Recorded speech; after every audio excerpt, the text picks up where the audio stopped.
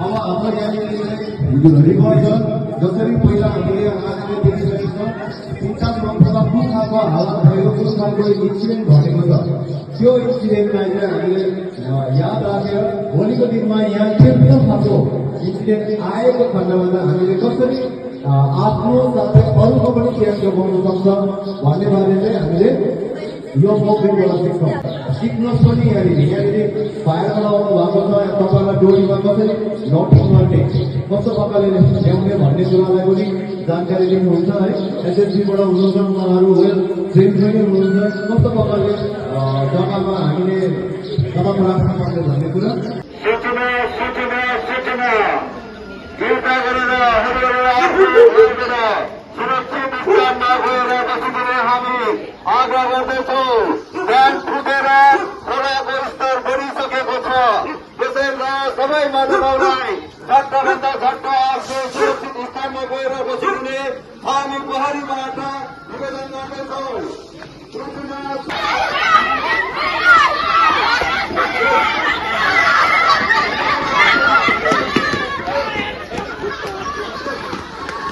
खोलाको स्तर बढिसकेको छ र त्यसर्थ सबैजना भागेर आफ्नो आफ्नै जग्गाबाट सुरक्षित स्थानमा जानु हुँदैछ।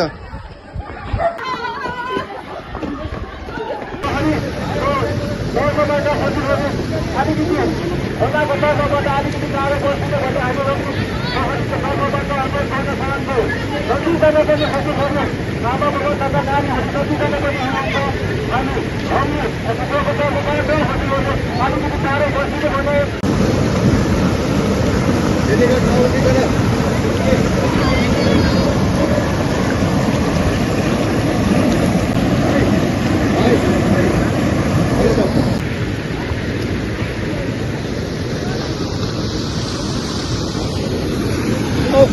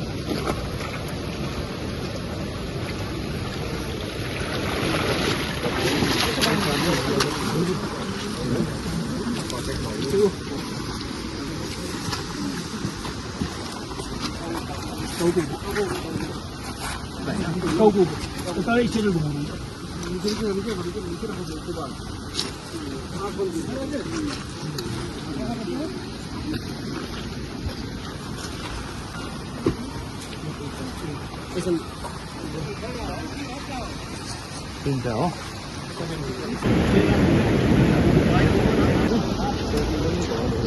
खोला बढेको कारणले गर्दाखेरि खोलामाबाट हामीले रेस्क्यु गरेर दुईजना भिक्टिम्सहरूलाई हामीले उद्धार गरिसकेको छ र अहिले पनि ज्यान सुरक्षितै महसुस भइरहेको छ र हामी अब मेडिकल एडको लागि हामी लाँदैछौँ।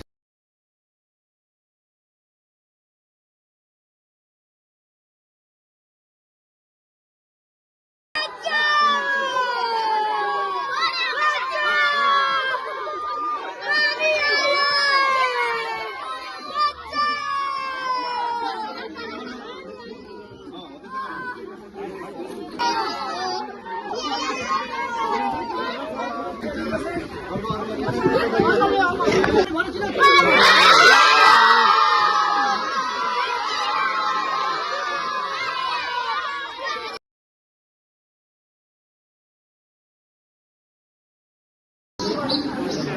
यहाँको अहिले सिचुएसन कस्तो होला? हामीले जानकारी पाए अनुसार हामीले 11:40मा हामीले इन्फर्मेसन पायौँ कि यहाँनिर अर्थक्वेक आएको थियो र अर्थक्वेक आउँदाखेरि चाहिँ माथि रङ्गली ड्याम फुट्नमा गएको थियो र त्यो रङ्गली ड्याम फुटेर यहाँ रिभरको पानीको स्तर ज्यादा मात्रामा बढ्दाखेरि निकै ड्यामेजहरू भयो र हामीले जस्तै खबर पायौँ त्यस्तै हामी यहाँ आएर चाहिँ रेस्क्यु गर्न थाल्यौँ र रेस्क्यु टिम हामीसँग छ र अहिलेसम्ममा हामीले 3 जना त हामीले पठाइसकेका छौँ अलरेडी। हामीहरूमा अझै पनि रिभर ब्याङ्कमा फेला परेकोहरू यहाँनिर जो असुविधामा थियो उनीहरूलाई हामीले रेस्क्यु गरिसकेका छौँ। हाम्रो टिम एसएससीबाट हुनुहुन्छ, यहाँ फायरबाट हुनुहुन्छ, पुलिस टिम हुनुहुन्छ, सँगसँगै यहाँ हाम्रो घरमा पनि चेप्टिएको नानीहरू ठुला मान्छेहरू यसरी बसेको थियो र हामीले उहाँहरूलाई रेस्क्यु गरेको छौँ। सो अहिलेसम्मको रिपोर्टमा हामीले 6-7 जना 8 जना हामीले पाइसकेको छ र अझै पनि कामहरू चलिरहेछ रेस्क्यु टिमको लागि। आशा गर्छौँ हामीले सबैलाई रेस्क्यु गर्न सक्छौँ, सुरक्षित राख्न सक्छौँ। Thank you. यहाँ 2टा क्याजुअलिटी देखिँदैछ, झट्टै छिटो आउनुहोस्, छिटो। कहाँ छ क्याजुअलिटी? ए यहाँ रहेछ एकजना, यहाँ भित्र रहेछ। केही छैन भाइ, हामी आएको त्यसको लागि आएको छु। के पुग्नु पहिला बाहिर निकालिहाल्नु ल। यहाँ रहेछ मुस्लिम भाइहरू रहेछ, स्टुडेन्ट भाइहरू। आरामसँगले नतालिनु नतालिनु। के भएको छैन, नतालिनु।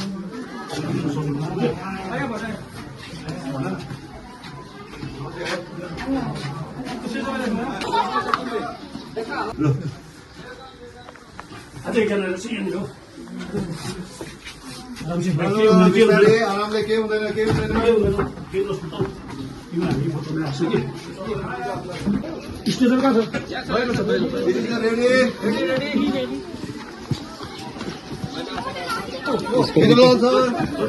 एम्बुलेन्सको लागि भनिदिइहाल्नु छिटो छिटो।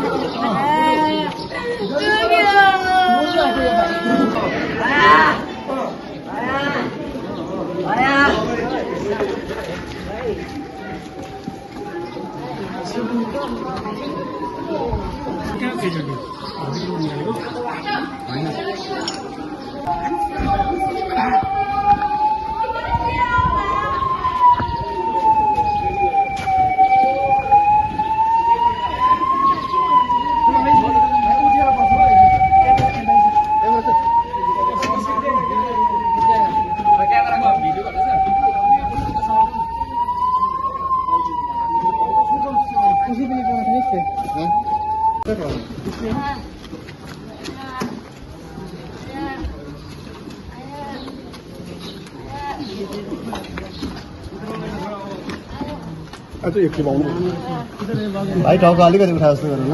अब अलिकति उठा जस्तो गर। ठिकै छ।